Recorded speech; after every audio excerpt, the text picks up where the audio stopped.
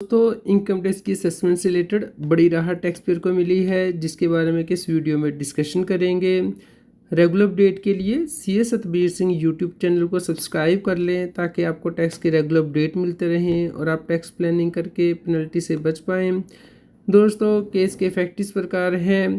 Tax payer के द्वारा cash जमा कराया गया था बैंक में, जिसके बाद के इनकम टैक्स डिपार्टमेंट ने टैक्स पेयर को नोटिस भेजा कि वो कैश डिपॉजिट की लिमिटेड स्क्रूटनी करना चाहता है। दोस्तों इसके बाद इनकम टैक्स ऑफिसर ने टैक्स पेयर की एडिशन कर दी 8,68,000 से ज़्यादा की प्रिजर्वेटिव बिजनेस इनकम के अंतर्गत।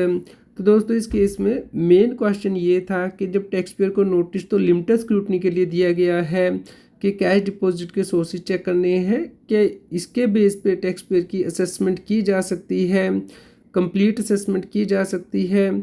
दोस्तों इस केस में टैक्स पेयर की एडिशन कर दी गई और उसके बाद सीआईटी अपील ने भी टैक्स पेयर के अगेंस्ट ही ऑर्डर पास किया था, जिसके बाद के टैक्स पेयर ने इनकम टैक्स अपीलेट ट्रिब्यूनल में केस फाइल किया और इनकम टैक्स अपीलेट ट्रिब्यूनल ने कहा कि इस केस में इनकम टैक्स ऑफिसर ने लिमिटेड स्क्रूटनी से बाहर जाके असेसमेंट की है, क्योंकि इस केस में जो लिमिटेड स्क्रूटनी थी वो सिर्फ कैश को चेक करने के लिए की जानी चाहिए थी।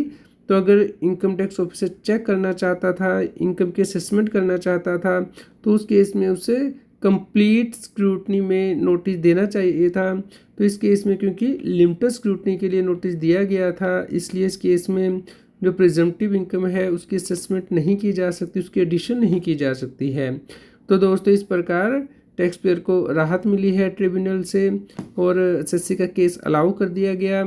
ये डिसीजन इम्पोर्टेंट हो जाता है दोस्तों।